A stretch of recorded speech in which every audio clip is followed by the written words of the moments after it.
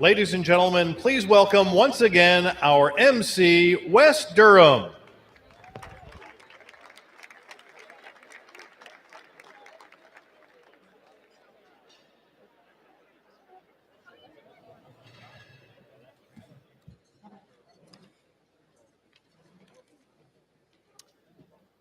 Before we get to the awards portion of the program tonight, a couple of folks that want to say hello.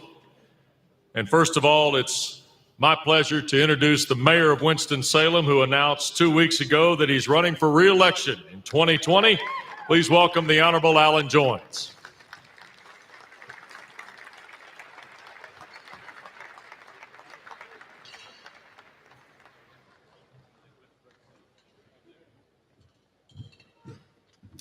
Wes, with that voice, I'm going to let you be on the campaign trail with me. Good evening, everyone. It's always a wonderful pleasure for me to be here to welcome you to our city and to thank you for what you mean to our country and the excitement that you bring all across the country and to your own communities and the work that you do here. Winston-Salem is a city, our motto is a city of the arts and innovation, and we don't take that lightly. Had the first arts council in the country formed here in 1949, and then we have the innovation that goes along with that, with some of the most cutting-edge research going on right here in Winston-Salem. We're a city of about 250,000 people in a metro area of 1.6, and we're pushing forward and really had to change our economy and our mix based it on knowledge-based companies. But we're proud to be hosting this tonight. And Dave, we congratulate you and your hard work and your whole board of directors who make this happen. I hope your stay in Winston is wonderful and enjoyable. If there's anything I can do to make your stay any better, just let me know. But thanks for being here, and congratulations to all the award winners tonight.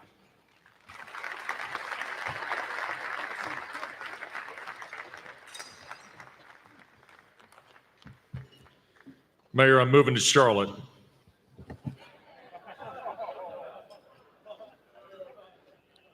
I can't vote here. I'm sorry. Next up, the president of the Chamber of Commerce in Winston-Salem, and we have the good fortune of having him as one of our NSMA board members. Please welcome Mark Owens.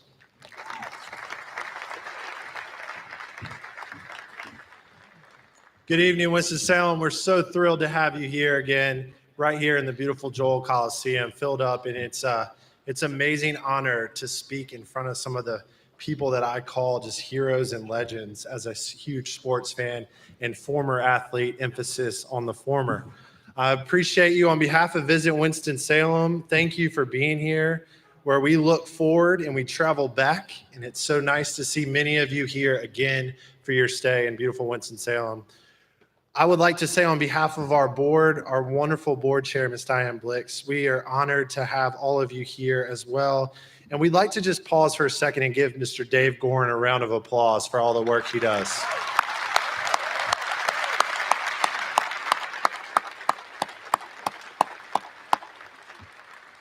We appreciate your support as a board member and as a community. And I just want to tell you also as a fan that your stories that you tell on TV connect families. And the stories that I remember are sitting around a radio or a TV with my grandfather and listening to some of the voices that are in this room. And while it's a profession for many of you, I'm getting chills thinking about the family memories that sports can provide. And you, all of you, our state winners, our national winners, you provide those memories for families. And it means the world to us as a board member and as a community, and we thank you. And also, I'm going to be watching Miss Doris Burke and Woj over here on their phones tonight. As an avid NBA fan, I'm waiting for some tweets to hit. It's just thrilling to have you here, and we thank you. Congratulations. Have a great evening.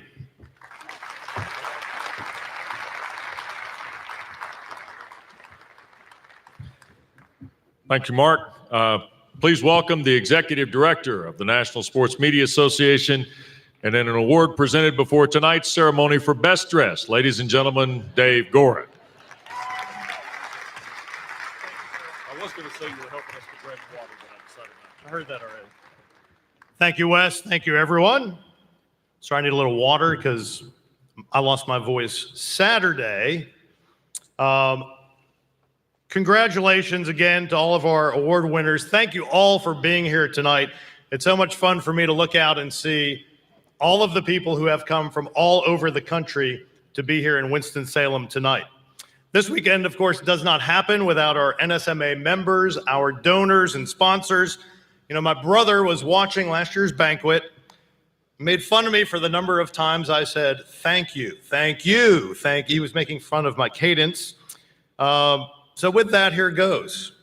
To our 3-year pledge donors, Don and Robin Flo, Ben Sutton, David Shannon, and JDL, Learfield IMG College, Ricky Shore, Visit Winston-Salem, John Burris, Ed Pleasance, thank you. To this year's event sponsors, Fox Sports University, the Atlantic Coast Conference, thank you. Table sponsors, ESPN, WIS-TV, and Diane Blixt, thank you. Woody Durham, Voice of College Sports Award sponsors, Learfield IMG and UNC Athletics, thank you. Thanks also to our media sponsors, the Winston-Salem Journal and WXII-TV, our printing sponsors, Excalibur Direct Marketing and JKS Incorporated. Thank you, Wake Forest University Athletics, for your in-kind sponsorships. Thanks also to our Sports Film Festival host, Aperture, and our Sports Book Festival hosts at Bookmarks. That was a blast, by the way. Now I'd like to invite the NSMA board members in attendance to please stand and be recognized, because I personally would like to thank you all for your help and support over the past years. Please stand.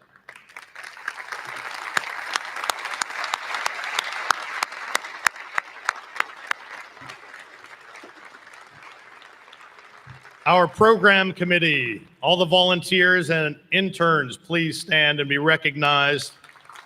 Could not do it without you. Thank you so much.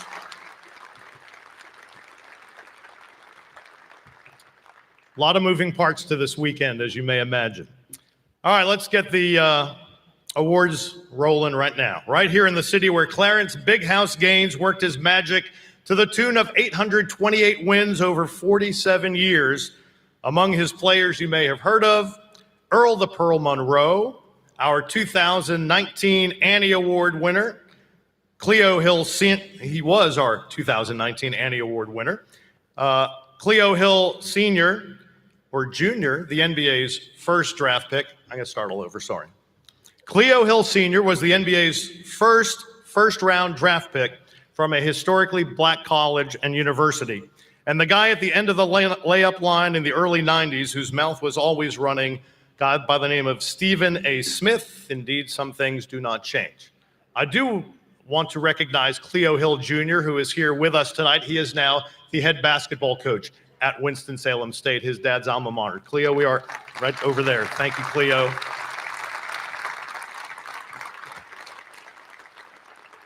The NSMA established the Big House Gaines Award in his memory in 2011. The first winner in Division II was Cleo Hill Jr.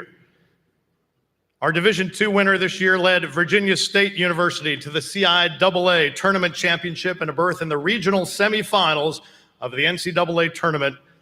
Please join me and welcome Big House Gaines College Basketball Coach of the Year for NCAA Division II, Lonnie Blow Jr.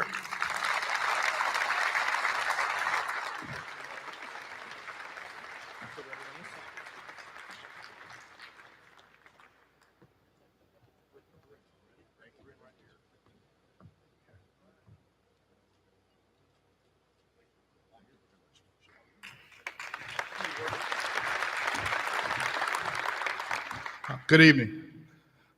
First of all, I'd like to thank everyone for being here tonight. And, you know, I had a little speech planned, but that's out the window. I've seen so many people, professionals who I admire and watch from afar that, you know, I was telling my wife down there, I'm just in awe. I'm just in awe. But it's a special, special night for me. I can remember growing up, my dad wasn't a big sports fan. He liked boxing. But other than that, he saw all the other sports as a waste of time. But, you know, he liked Joe Louis. I can remember him watching boxing and, listening to boxing and talking about Joe Louis a lot. But one day in my living room, I heard him and a couple of his friends talking about Clarence Big House Gaines. And as a kid, I didn't know who he was. But I remembered that, and I was kind of surprised, you know, that my dad knew something about someone who was involved in sports other than boxing. So for me to be standing here tonight, receiving the Clients Big House Games Award really means a lot to me.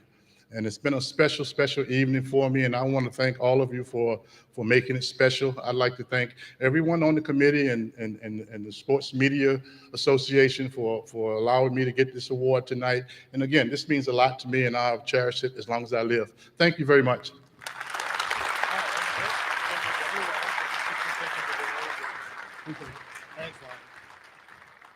Congratulations again, Coach Blow. Our Division I winner, I actually met in 1987, Final Four, hanging out at Pat O'Brien's in New Orleans. Was hanging out with my then intern from Providence College. Oh, nothing, DB, come on.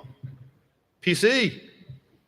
And her friend left to go to the men's room, came back, there were 3 men talking to the 2 young ladies. And they happened to be 3 assistant coaches from Washington State University. We all became fast friends. I'm in touch with all 3 to this day. 3 weeks later, Kelvin Sampson was named the head coach at Washington State. Fast forward 28 years, and I bring a High Point University class to a seminar the Charlotte Hornets are hosting, followed by a game against the Houston Rockets, for whom Kelvin was then an assistant coach. After he finished his pregame coaching, I caught his eye. He came over to say hi. He talked to my students. He told me, you know, Dave, I'm an NBA guy now. He was named head coach of the University of Houston Cougars 5 days later. NBA guy, huh? Yeah. His teams have improved in each of his 5 seasons in Houston. The Cougars win totals 13, 22, 21. Don't pay attention to my math error there. 27. And this year, 33-4, the American Athletic Conference regular season championship and a berth in the Sweet 16. Please welcome Big House Games Award winner for Division I, Kelvin Sampson.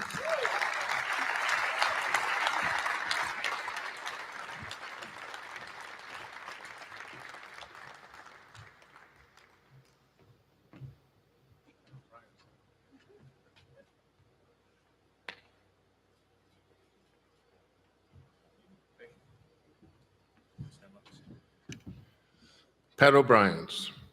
Huh. It's amazing what people you'll meet over hurricanes, huh? I think it was I was a head coach at Washington State University in the late 80s, early 90s. And before there was Nike, there was actually Converse. And Converse used to take his coaches on a summer trip, the coaches and the wives. And 2 of the coaches that I had read about, being a student of the game, was John McClendon at Tennessee State University and Big House Games at Winston-Salem State. And there was a special coach there by the name of Dean Smith from North Carolina. Coach Smith was Converse coach. Big House Games and his beautiful wife, Claire, were there on that trip. John McClendon was on that trip. And I asked Coach Smith, would he introduce me to Big House and Coach McClendon, and he did. And that was something that I've never forgotten. I've only had one NFL team I've ever liked, and that was the Baltimore Colts, and that's because of Johnny Unitas. You know, Johnny Unitas was my guy.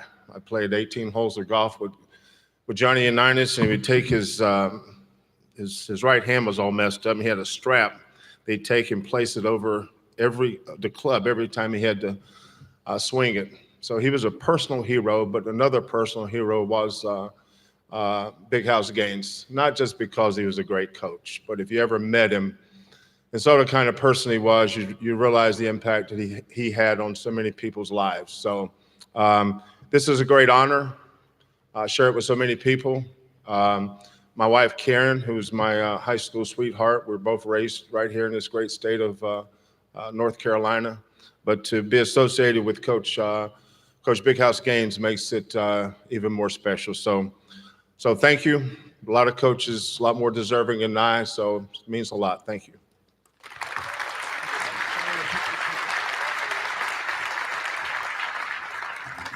Congratulations, Coach, and congratulations once again to all of our Hall of Famers, our national winners, and all of our state winners. By the way, we have 50% more state winners here this year than we had last year. So the word's getting out. Thank you all for being here. Appreciate it.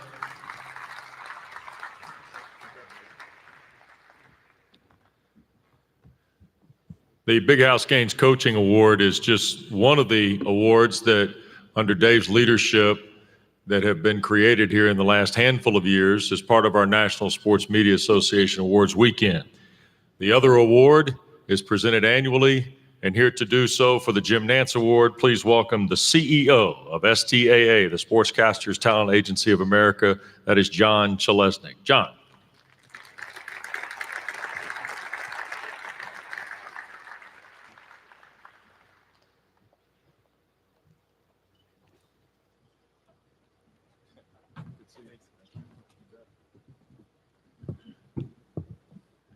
Good evening.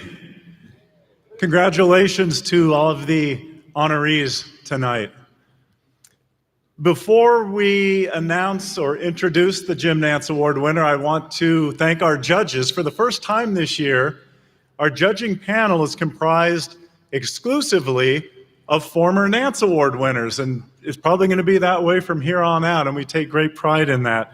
It's the 11th year of the award, so we finally have enough award alumni that we can do that. So thank you to Josh Appel, Adam Cavalier, Alex Faust, Katie Immer, Kevin Fitzgerald, Eric Galanti, Nate Gatter, and Ross Lipman. We also honor, in addition to the nation's most outstanding collegiate sportscaster, 5 additional individuals who earn All-America honors. And those are a senior from Syracuse, Noah Eagle. And I believe Noah is here tonight. Oh, of course, I saw him. I know he's here tonight. A senior from TCU, Alexa Shaw. Another Syracuse student, junior, Jonah Karp. Junior from Florida, Ryan Urquhart. And from Notre Dame, a junior, David Korsanowski. And now, I am very pleased to introduce to you the winner of the 2019 Jim Nantz Award, a senior from Syracuse. Please welcome Drew Carter.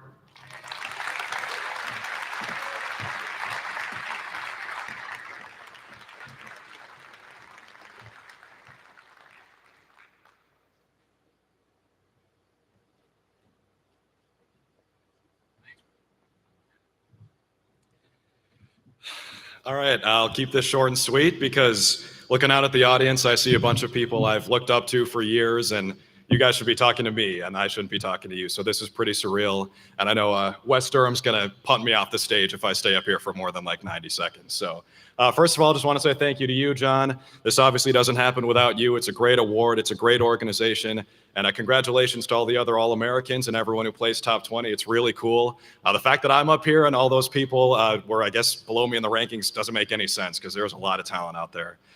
Second of all, Dave Gorin. I know, Dave, you're the man of the hour tonight. You got the bow tie on and everything. But obviously what you've done with this organization is amazing, and this doesn't happen without you either. So this whole weekend has been phenomenal. So everyone involved with NSMA, thank you so much. A couple quick shout outs. Diane and Chuck Blix, you guys have been outstanding to us this entire weekend. Thank you, guys. And then also Nanette, the first person my dad and I met when we came here. Nanette has been so nice for the entire weekend as well. Too many people to thank as far as mentors and friends are concerned, but Syracuse is obviously kind of a mafia. So Matt Park, thank you so much. Jason Benetti's not here tonight, but Bill Roth, thank you as well. John Nicholson, Olivia Stomsky, you guys are the best. And thank you so much. And then last but certainly not least, you guys have been embarrassing me for 22 years now. So Mom, Dad, I'm going to put the spotlight on you right now. Yeah, seriously, clap it up. Clap it up.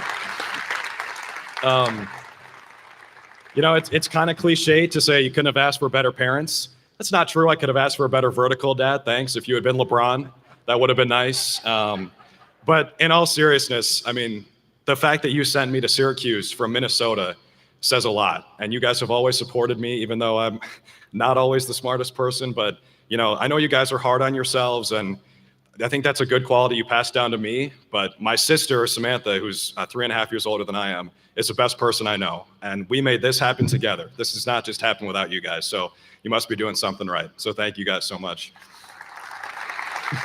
Thank you, everyone here. Go Syracuse, back where it belongs.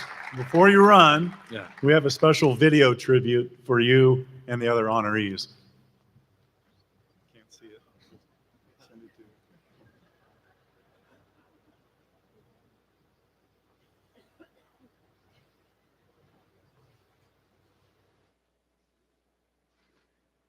Hello, friends. It's Jim Nance. I just want to make this short and sweet. My heartiest congratulations to all the honorees tonight, especially those going into the Hall of Fame. What a remarkable group that's being recognized tonight. And also a shout out to Drew Carter.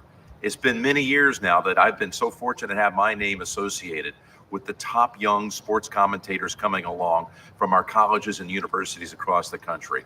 But this young man is being recognized tonight, Drew Carter. His tape, his reel, it is absolutely amazing. It is a sure thing. I'm going to enjoy sitting back and watching for decades to come. A very big career. I'm proud of you, Drew. Congratulations. And one last thing. Thanks to everyone that manages our organization all year long. It's vitally important to all of us. And I just want to thank you for what you do for our industry. Congratulations to everyone in the room tonight. Have a great time.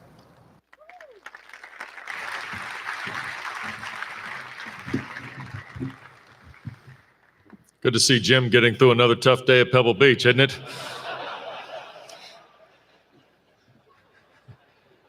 John, one quick point here. It was Ian you saw, not Noah. That's okay. I grew up that way too. Answer the phone at home. Woody? No. I can relate. Let's move to the Hall of Fame portion of the program. The Hall of Fame first appeared in the National Sports Media Association in 1962. The very first inductee was a writer, Grantland Rice. The next year, the first broadcaster was inducted in the great Ted Husing. Tonight, the 110th member is enshrined in the National Sports Media Hall of Fame. And here to present Tony Kornheiser is apparently the better of the golfing Kornheisers. Please welcome Michael Kornheiser.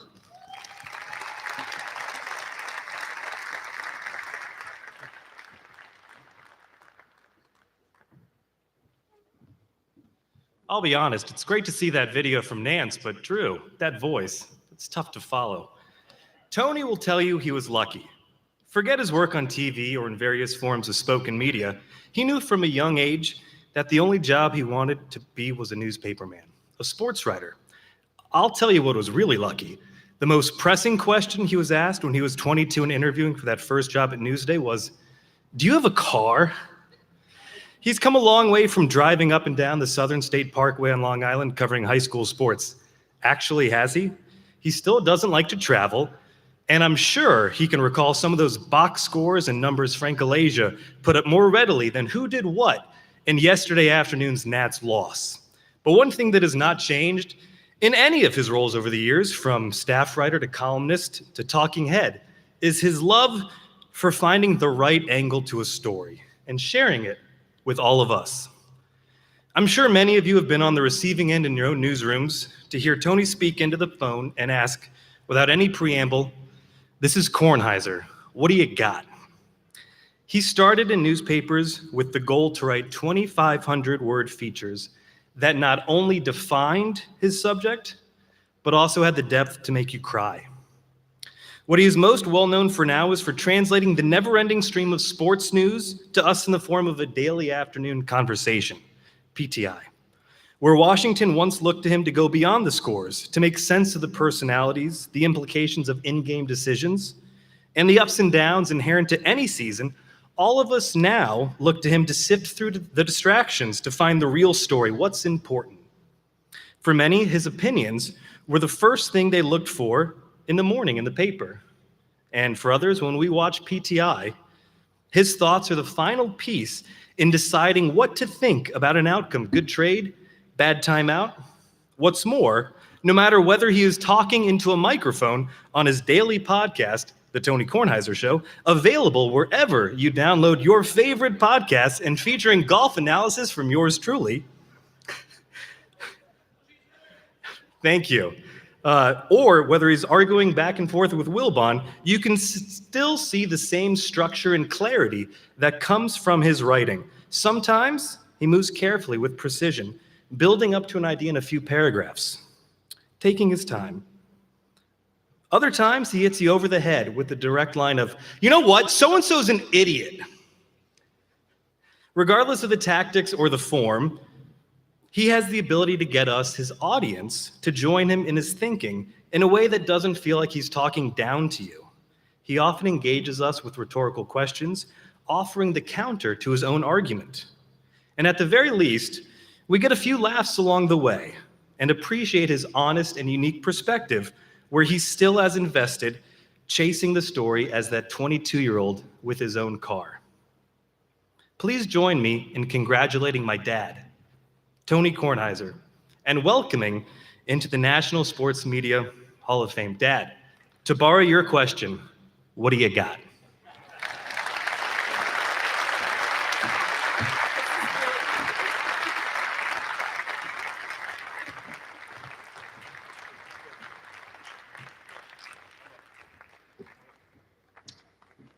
How great is it to have your kid introduce you?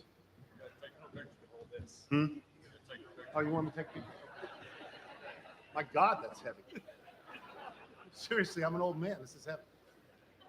All right, take it. I'm going to try and be quick because I'm old and I have to pee. And I got a tan suit on and I don't want to do it here. I had two questions for Dave when I told him I was coming here because I'm so used to doing television now. I said, "Do you have prompter?" He said, "No. People just read their speeches." I said, "You got makeup?" He said, "No." So Jackie Walker graciously came to put powder on my head. I get these awards now because I'm old, and people sit around and they say, "Kornheiser doesn't have this one. You better get it quick. He's going to die soon." And we can maybe sell a couple of tables, so that's why I'm here. When Bob Ryan, the quintessential American sports writer, told me a few months back that I was going to get this honor, he said, "Tony, you have to make a speech." I had Bobby, and he said, "No, it'll be easy, just make a speech." And I thought, what is the greatest acceptance speech I have ever seen? And in fact, it came from somebody that I went to high school, not to high school with, to elementary school and junior high school with, Errol Morris. I don't expect you to know his name.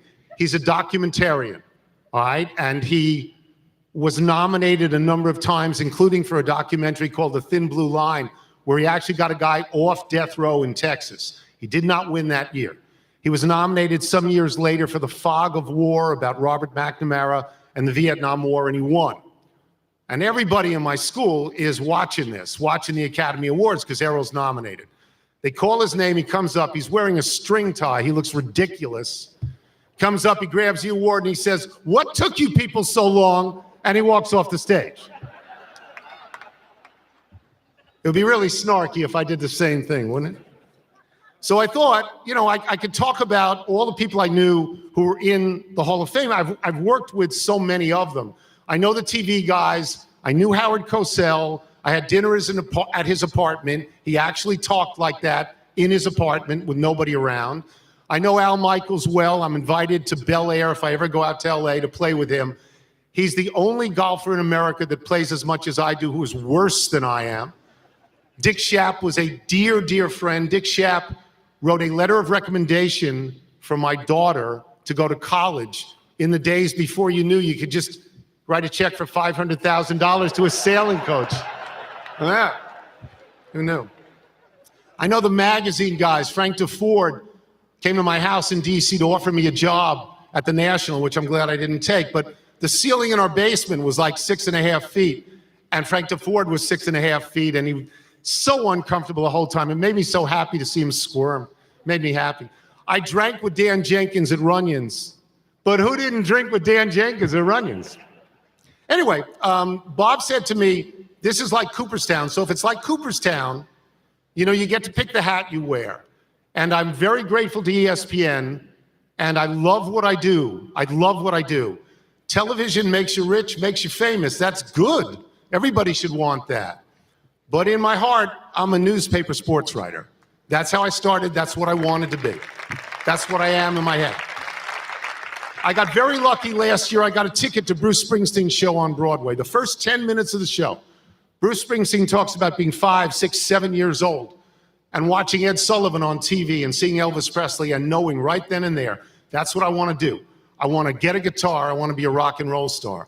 I was 7, 8, 9 years old. My dad used to come home from New York City carrying the Post and the News, and we used to get Newsday at home. That's all I wanted to be. I got it very young, be a newspaper sports writer. It's all I wanted. I think that what is my son going to tell his son about what I did? I've got an Olivetti Letter of 32 portable typewriter at home. Shaughnessy's probably got 3 of them. Ryan, I'm sure has them too. It's from the Stone Age. Nobody knows what it is anymore. I can't even imagine how my grandson will understand what it's like to call in at 1 a.m. and say, get me dictation, and read a story to somebody who's typing on the other end. But that's what I wanted. I got my first job at Newsday, and I got it because George Vesey, who's a member of the Hall of Fame, left to go to the New York Times. I left Newsday, I went to the New York Times. I worked with Dave Anderson and Red Smith. The first, the pilot for the original Sports Reporter show, which was on for 30 years on Sunday mornings. The pilot was Dave Anderson, Will McDonough, Mike Lupica, and me, all people in here. I met Bob Ryan there. We became friends. I met Mitch Albom there. He played piano at my daughter's bat mitzvah. If you're looking around for somebody you need, call Mitch Albom. He's really good. I went from there to the Washington Post. John Feinstein was there. Sally Jenkins was about to be hired. Tom Boswell was there. Dave Kindred was there. When Kindred left to go to the Atlanta Journal-Constitution, Ben Bradley, that Ben Bradley, came to me and Boz and said, I want both of you to write the column because neither of you is good enough on your own to replace Kindred. Shirley Povich was there. I think I'm the only person who ever worked with Shirley Povich and Red Smith. I think that's true. And people said I could not carry their typewriters. I did carry their typewriters. I carried Red's typewriter to Shea Stadium and Yankee Stadium. We used to have lunch at a place in Manhattan called the Cafe des Artistes. Red was younger then than I am now, and in those days you could smoke in a restaurant. Red would light up a Marlboro. Somebody would come in and look at Red disapprovingly, and he would say, Tony, finish this cigarette. That was my job at the New York Times. Finish Red's cigarettes. I carried Shirley's typewriter to Camden Yards, to Memorial Stadium, to RFK. On the night that Cal Ripken broke Lou Gehrig's record, Shirley was the only guy in the place that had been to both of those events. So as fate would have it, a ball comes up into the press box and lands in Wilbon's then ample stomach. And I say, Mike, give me the ball. And he says, why? I said, we got to give it to Shirley. Shirley was older then than I am now. Shirley left that night flipping the ball in the hall at Camden Yards. He was about 83 years old. Was the happiest he ever was. You know, I mean, that's my frame of reference. The first story I ever wrote for Newsday was about a guy named Jimmy Elder. He was a boxer, heavyweight boxer, who later died of a brain aneurysm. When the story came out, I saw my byline for the first time. I cut it out with scissors. I put it in a folder. I did that with every story I ever wrote, in every newspaper, every magazine. It's 40 years of this stuff. I've never read back on them.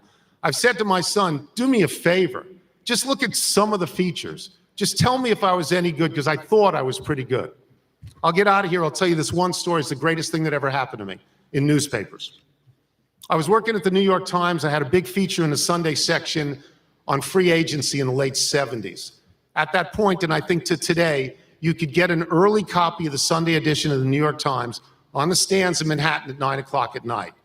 I got a copy of the paper. I get on the train. I'm going to Island Park. It's the next to last stop on the Long Beach line. As we get close to the station, I see this guy in front of me. He's reading the early edition, section 5, Bulldog edition of the New York Times. He starts on the top left where my story is. He reads. He doesn't go to the jump. He doesn't go inside. God, how can you not go inside? He turns his eyes up to the top right of the paper. Train stops in Island Park. Doors open. I tap him on the shoulder. And I say, you know, that story on free agency, it's really good. You ought to go inside. You ought to finish. It's really good. He says, how do you know? I says, I wrote it. It's 45 years since that. I can't think of that or talk about it without getting choked up. That's why we do what we do. We go on TV so you'll watch us. We go on radio so you'll listen to us. We write in newspapers so you'll read us. Thank you so much for this honor. As Jimmy Breslin once said, thanks for the use of the hall.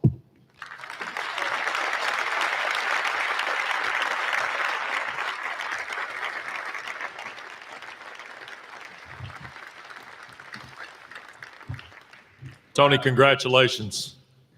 The unique thing, as I said at the top about this event, is in the span of minutes and seconds, we can honor history and be excited about our future. For the second consecutive year, the National Sports Writer of the Year doesn't come from a newspaper. He comes from a .com. And Evan Turner was traded for Kent Bazemore earlier today, Woj. You tweeted it. Ladies and gentlemen, the NSMA's National Sports Writer of the Year from ESPN.com, please welcome Adrian Wojnarowski.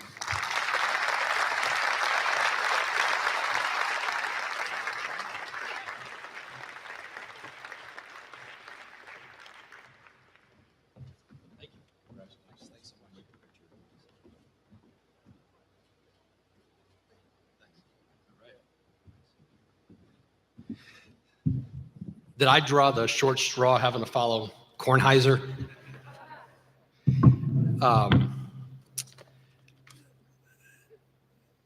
First, I want to thank the NSMA, Dave Gore, and the staff, the volunteers that make this event, this remarkable weekend. And I think what the NSMA does to elevate our profession, make us all feel a part of something bigger, connected, is pretty incredible, and I hope that none of us take it for granted. And what an honor to be here with all the state winners, with a Hall of Fame class that's really a who's who of some of the best to ever do it.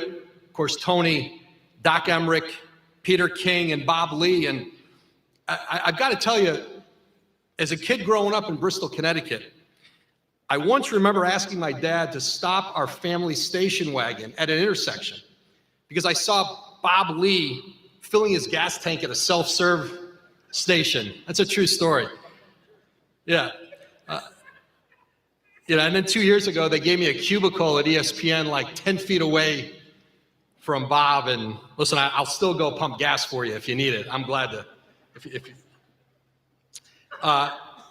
I'd like to share a few thoughts about my colleague and friend Doris Burke, who's the biggest star in any room or any arena in all of basketball.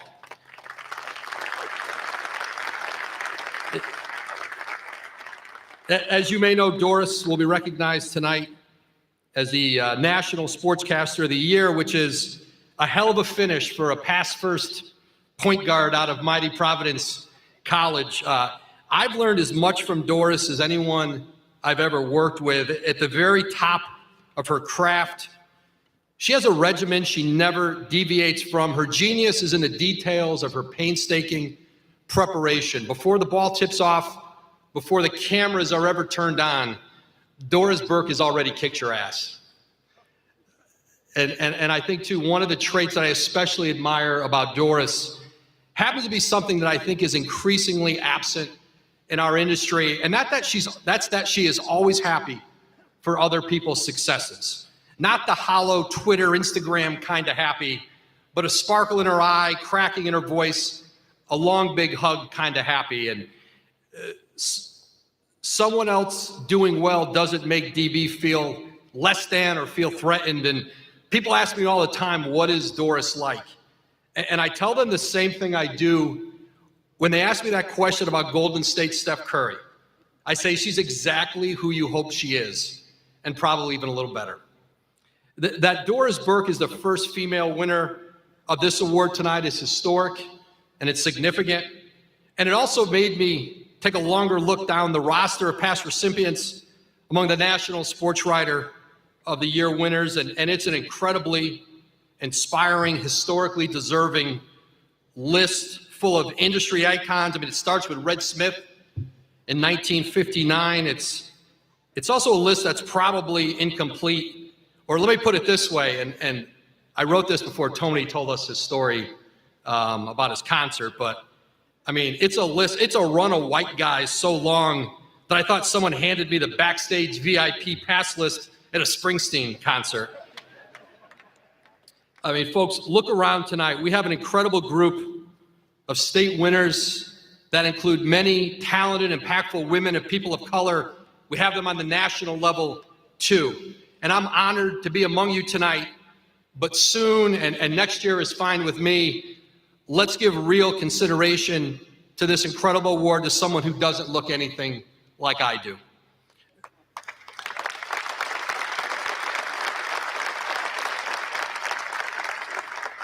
I mean, listen, there are hundreds, maybe more sports journalists who are qualified, deserving to be the NSMA Sports Writer of the Year, whose work in all different shapes and forms is of the highest caliber and impact. Please know that that fact is not lost on me standing here. This business is so rich with talent. I know people talk about the golden age of our business. I still think we're in one. I'm humbled to be here. And that's why, to me, this is as much more of a team award than an individual one. It's probably not a coincidence that I hadn't won this prior to coming to ESPN. I think part of that fact is the scope of our platforms, but I also think the support and freedom that I'm afforded to do my job. And that's thanks to a lot of people, many of whom traveled down to Winston-Salem tonight. Although he's not here, ESPN's president, Jim Pitaro, took a huge chance hiring me at Yahoo a dozen years ago. He continues at ESPN to be one of the best leaders that I've ever known. Connor Schell helped bring me to ESPN, supports me and our whole NBA group every day in big ways and small. Mike Schiffman and Stephanie Drulli, Nate Ravitch, Lauren Nelson, Norby Williamson, Tim Corrigan, incredible support and resources they all give me. I want to acknowledge Matt Kramer, Dave Coonan here. And speaking of support, my sister Brenda, my brother-in-law Danny drove all the way up from Hilton Head. Brenda was the first and the most important role model in my life. And since I started to cover the NBA on a full-time basis in 2007, I've been blessed with two particularly remarkable editors. First, Johnny Ludden at Yahoo, who really helped me figure out how to carve out a new way to cover the NBA in the digital age. And now at ESPN, Christina Douglas, who let me understand right away on my very first day how this was going to go between us. It was sort of like when the recruit gets to campus. Coach Sampson knows this. The recruit gets to campus and the sales pitches are over, right? I was fumbling with a couple arms full of suits and shirts that I had driven up to Bristol for the start of NBA free agency, and I needed someone to help show me from my car into one of the buildings to store it all. And I remember asking if she could help me carry some of it, plus my laptop and whatever else was falling out of my arms, and she did, but not before telling me, hey, just so we are clear, I am not your assistant. And in my notes, I wrote, I am not your assistant in capital letters. It was not told in lowercase, but as it turned out, I've become her assistant. It's worked out pretty well for ESPN. 25 years ago, my wife Amy and I flew down to Carolina for this very award ceremony. I had won the state award at 24 years old, and the NSMA made me feel like $1 million, even when I probably didn't have 10 in my pocket. I got to see a bunch of my heroes here that weekend. Peter Gammons was the National Sports Writer of the Year that year. He handed me my plaque at the ceremony, and then he posed for a photo shaking my hand. I framed the picture. It still sits in my home office. That was back in 1994. I just hoped I could have a career in this business. I hoped on that trip I could meet somebody here who would help get me out of Waterbury. But if I'm being honest with myself, whatever success I've had on this journey, a good portion of it is because I've been really, really selfish. And everyone else sacrificed, so I didn't have to, because I can promise you that there's nothing normal about having me as a husband or a father. Maybe I've tried to convince myself of that it was normal, but it's not normal. And so I owe such a debt of gratitude to my children, Annie and Ben. I spent most of their lives, day after day, hour after hour, working to build, maintain relationships necessary to break stories around the NBA, probably hundreds of them, relationships. And I think there were too many days I was far too versed in what was going on in some teams' trade talks when I should have been more focused on what was going on in their lives. Hundreds of conversations in my house have been interrupted with phone calls, family trips detoured in the breakdown lanes, hazard lights on, me asking Ben to chase down the spelling of some Eastern European power forward that I couldn't remember. Ben Wojnarowski was the only kid on the street whose father could be seen standing in the front yard playing catch with his son and texting between throws. So whatever attention, accolades that come with any of this, they all pale with the privilege it is to be your dad. Our jobs aren't that difficult if you're willing to dump almost everything on your wife to handle. I am married to a beautiful, smart, kind woman who has my tweets on mobile alert, not because she cares about anything of what I'm reporting, but because, and I'm quoting Amy Wojnarowski here, it's proof of life when you're not around. In this life, I've been sure of two things. I wanted to grow up to be a sports writer, and I wanted to grow old with a freshman girl from Rochester who I met at the student newspaper at St. Bonaventure. In the end, I'm getting to live out the only two dreams that ever mattered to me. No one's been luckier. Thanks, everyone. Congratulations to all the winners, and have a great night.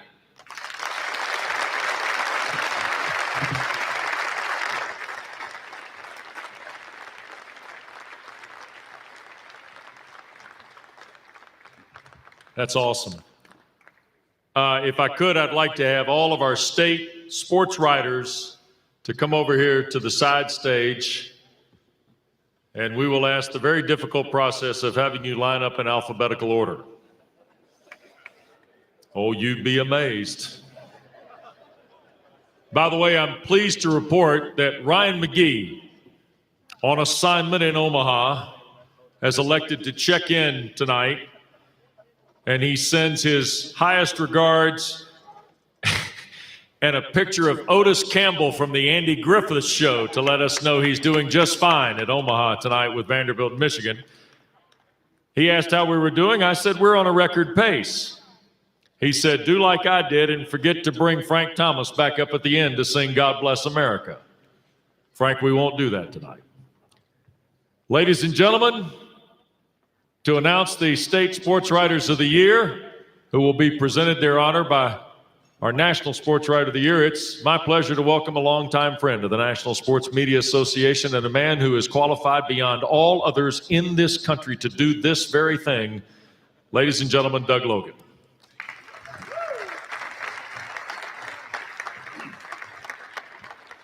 Thank you, Wes. On behalf of our state winners, heartiest congratulations to national honorees Doris Burke and Adrian Wojnarowski. And a special salute to Hall of Fame inductees Doc Emmerich, Bob Lee, Peter King, and Tony Kornheiser. Will Hall of Fame sports writer Peter King please join me on stage to help with our presentation? This year's National Sports Media Association class of state honorees includes 41 first-time winners and a record equaling 7 women. Here tonight, our honorees represent 43 states, and we have with us 23 first-time winners. So now let's meet our NSMA State Sports Writers of the Year. From Arkansas, 16 years with the Northwest Arkansas Media and the Democrat Gazette, he covers high school sports, AA baseball naturals, and Razorbacks women's basketball. First win for Paul Boyd. From California, covering Bay Area sports for more than 2 decades, she's a veteran of 11 Olympics, several World Cups, and the Tour de France. She's authored books with Hope Solo and Jenny Finch. Third honor for Ann Killian. Also from California, 22 years with the San Francisco Chronicle, 21 seasons covering the Oakland A's. Her major feature stories include one about the A's outfielder Stephen Piscotty and his mother Gretchen, who was dying of ALS. First win for Susan Slusser. From Connecticut, in his 31st year at the Hartford Courant, he covers Huskies men's basketball and writes a weekly column. In July, his book, Franchise on the Rise, the first 20 years of the New York Yankees, was released by Skyhorse Publishing. 5th victory for Dom Amore. From Georgia, 30 remarkable years at the Atlanta Journal-Constitution, he's covered the Bulldogs in football, Atlanta soccer, and Tiger Woods' return to Victory Circle. 10th win for Steve Hummer. From Idaho, 6 years with the Idaho Press. He's the beat writer covering Boise State football and basketball. In addition to his feature writing, he covered the NFL and NBA drafts. Second honor for BJ Rains. Our Indiana winner is Terry Hutchins. It's his second honor. A longtime fixture on the Hoosier beat, he also covered IU sports for CNHI Sports. Sadly, Terry died in an auto accident last December. He's represented tonight by his widow Susan, his mother Dina, and sons Brian and Kevin.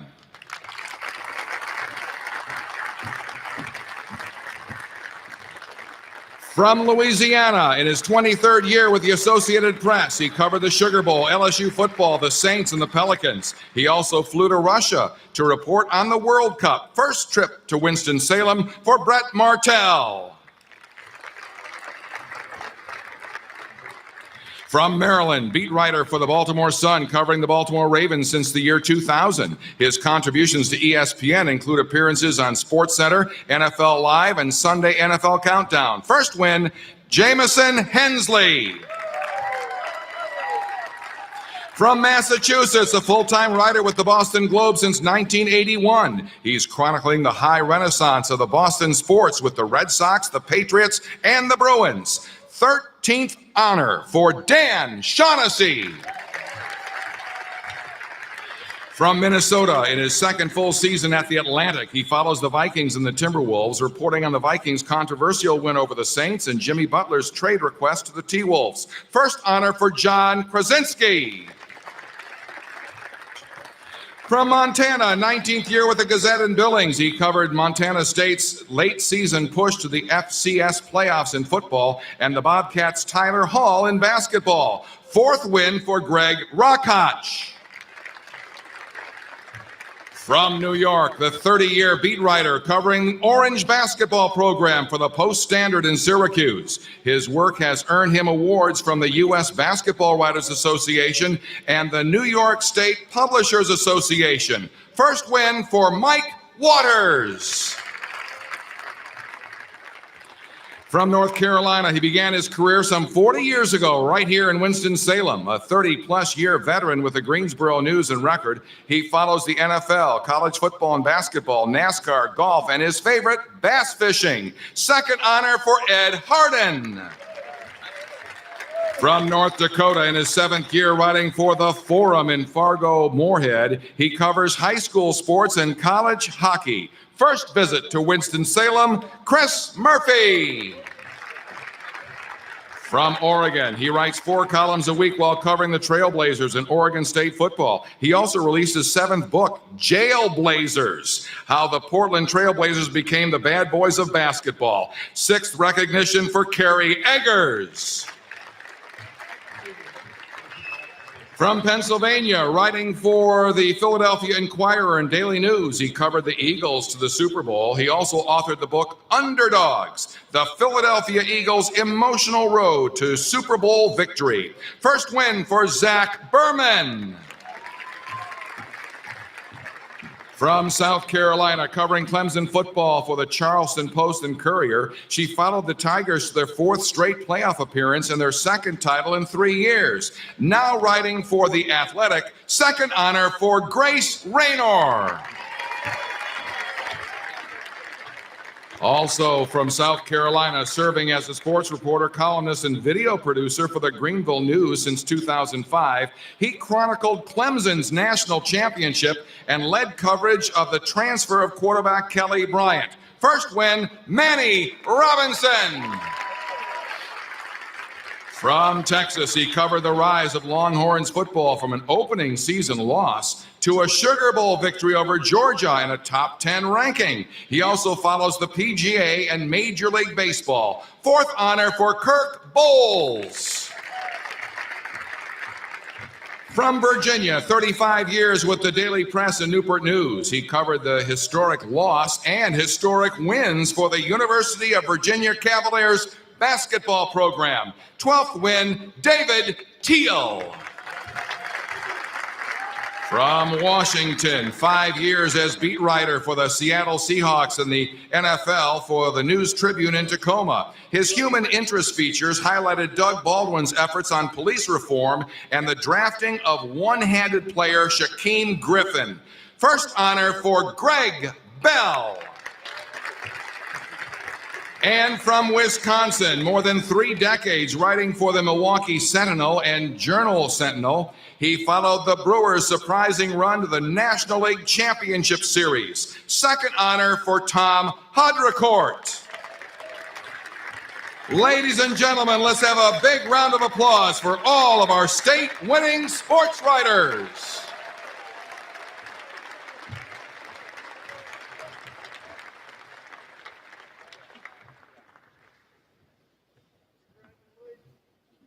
Thank you, Doug. Doug will be back in just a moment for our State Sportscasters of the Year.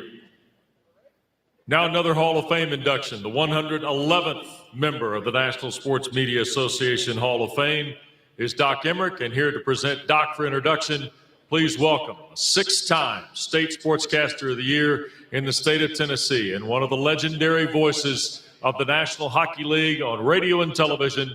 Please welcome Pete Weber.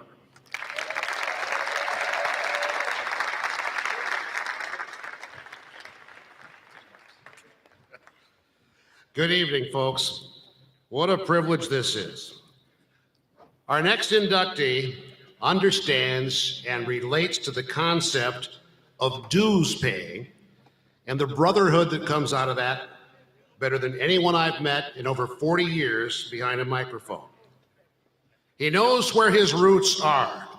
He relishes that. He learned to love the game by listening to and then being tutored by the great Bob Chase, whose love of hockey always came through during his 63 years of calling the Fort Wayne Comets, most of those on Whoa Radio. Thanks to that relationship, Mike has shared that with his audiences, whether they be of the Port Huron Flags, the Maine Mariners, Philadelphia Flyers, New York Rangers, and the New Jersey Devils, as well as his national audiences, where most of you have probably consumed his work on ESPN, Fox, CBS, and now NBC and NBCSN. He's described it all, and he sort of likes the robust style of play, starting with Mike Boland's 7-goal, 306 penalty minute season with Port Huron in 1977, to Glenn Cochran's 1-goal, 320 penalty minutes with the Maine Mariners. And by the way, one of the greatest bloopers of all time appeared in the Philadelphia Flyers media guide the next year. In describing Glenn Cochran in the personal notes, it said, "Gentile off the ice." Then he went on and described the scoring feats, a 50-goal season by Philadelphia's Reggie Leach, and the pure goaltending genius of the game's most successful goaltender, Marty Brodeur. A PhD in communications from Bowling Green State, our game's doc found out almost immediately how lucrative a career in hockey might be for him as an unpaid correspondent on the Pittsburgh Penguins beat for the Beaver County Times. He's expanded upon that somewhat. Ladies and gentlemen, with all humility and a great feeling of privilege on my part, I present to you for induction into the NSMA Hall of Fame, Doc Mike Emmerich.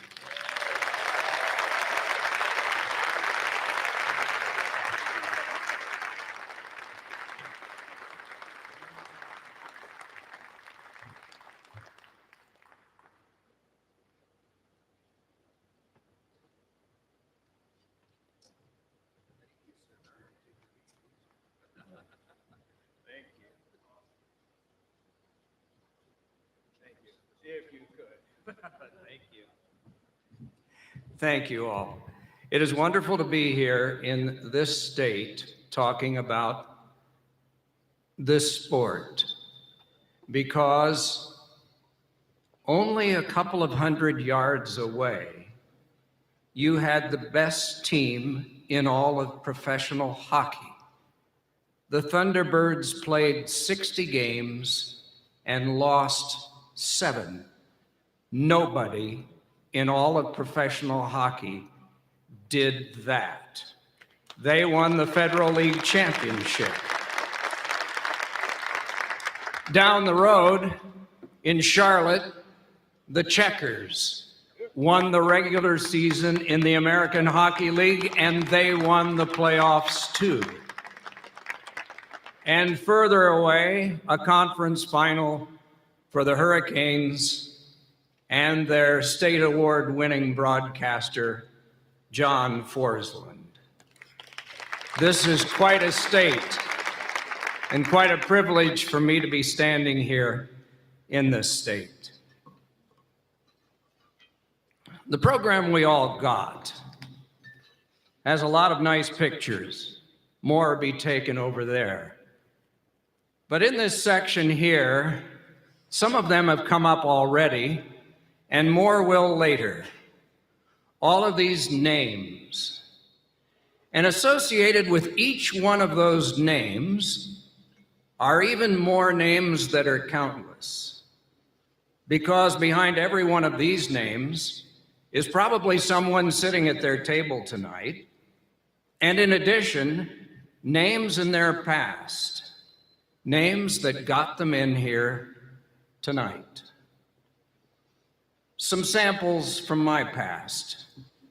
Una McClurg, 5th grade teacher, told me that any word that I used 5 times was mine forever. Vocabulary. Nancy Lutz, 8th grade teacher, told me to never give up, despite rejection because I was going into a competitive business. I wanted to be a hockey announcer from the time that I was 14. There were other people that came along in my life that added to that too.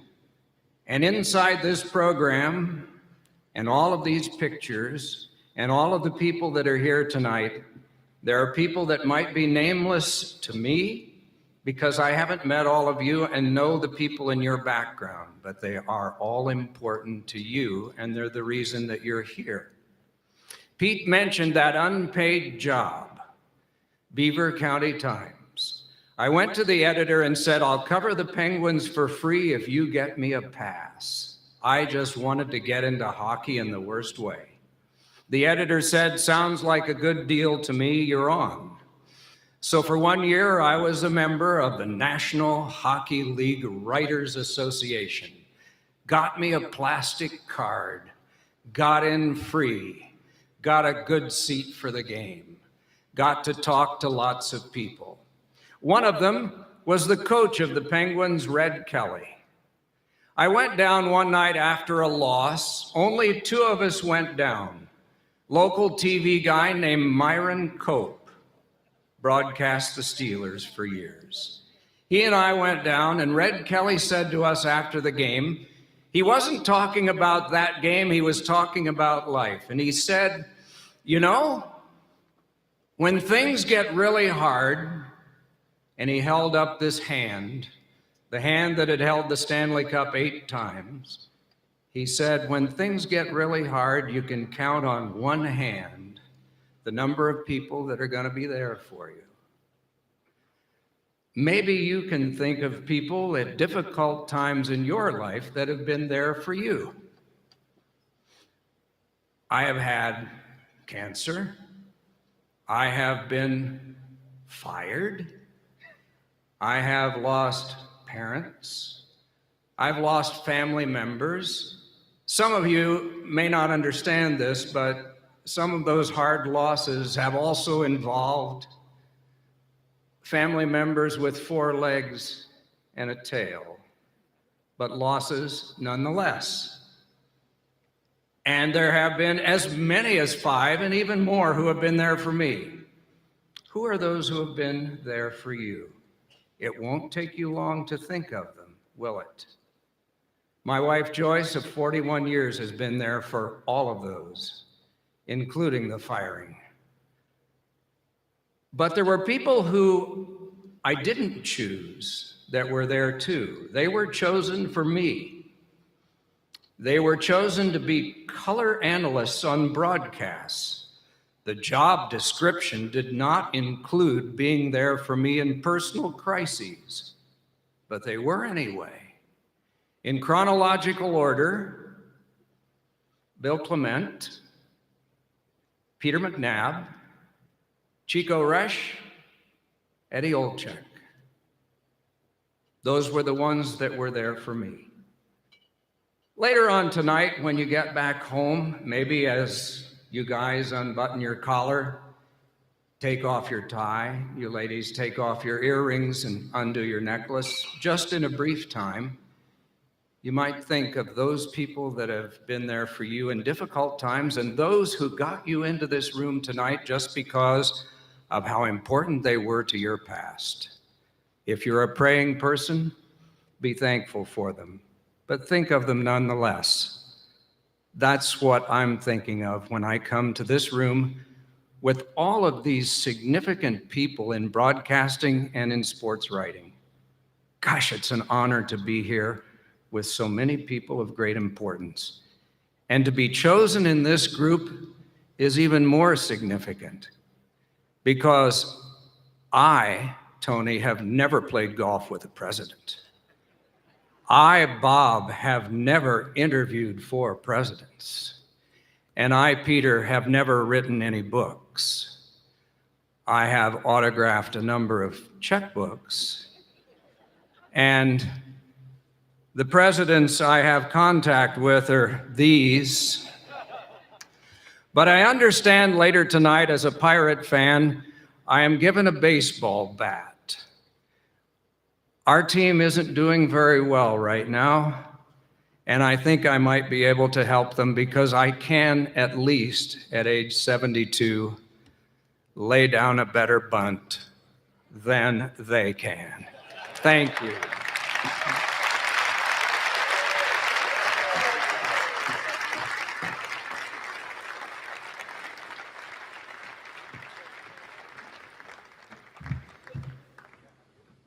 Just amazing.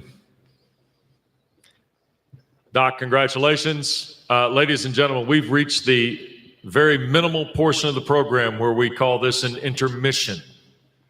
We give you 3 to 5 minutes to pause. It says something in here about bladders. I'm not going to refer to that. You can watch a television program and see a commercial for said event. But anyway, we'll give you a couple minutes of intermission and we'll be right back with more awards and our State Sportscasters of the Year, our National Sportscaster of the Year, and 2 more Hall of Famers.